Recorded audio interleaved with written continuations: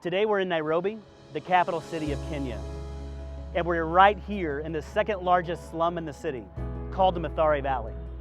The Mathare Valley is an area that is a half a mile wide from here to the other side of the river, and it runs 3 miles along the river.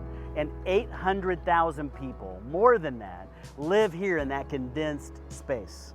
So imagine if you lived here, you would live in one of these tin-roofed buildings, a shanty. And that space in that shanty would be 10 foot by 10 foot. In that 10 foot by 10 foot space, you would have your kitchen, your living room, your dining room, your bedroom, everything. Not just for you, but for your whole family.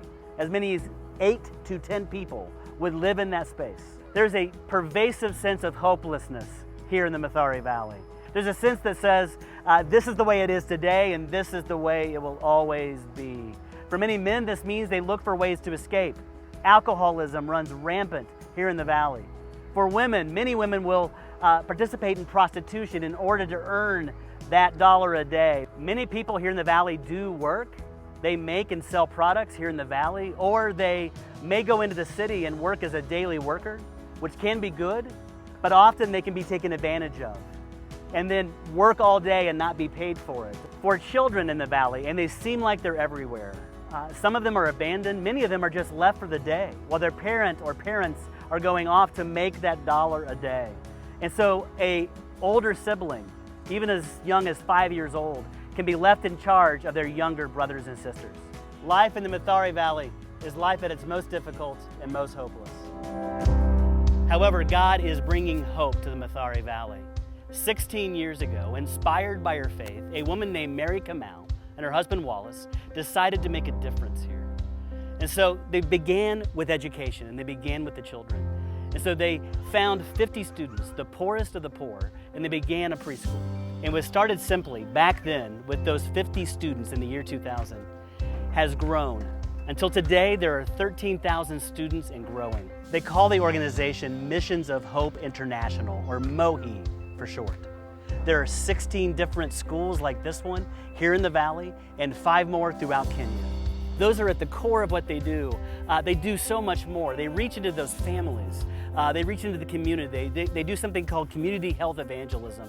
It's a way of helping the community to grow and to develop and get healthy, as well as to get to know Jesus Christ. And they plant churches. There are 13 churches throughout the Mathare Valley because of Missions of Hope.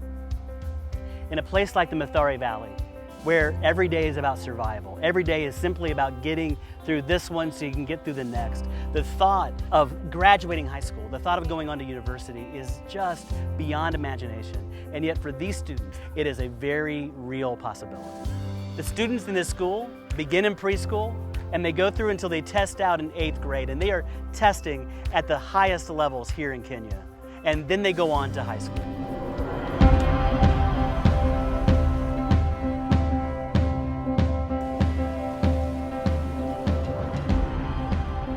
Now we are about an hour's drive out of the city in an area called Devoini. Here, Missions of Hope operates 2 boarding schools that are high schools. This one is called Joska Boys School. Out here, they are far away from the chaos and the distractions of living in the valley, and they can focus on their studies. And when you meet these boys, you find that they are bright, articulate, and ambitious.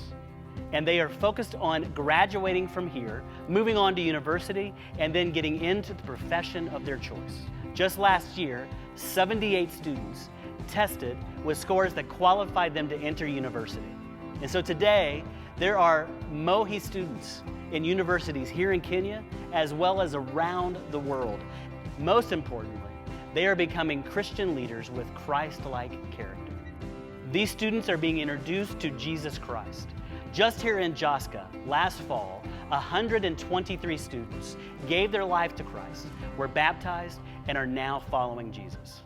We are privileged to join the work that God and Missions of Hope are doing in the valley to help these students have hope in a future, as well as to become the hope and the future for Kenya itself.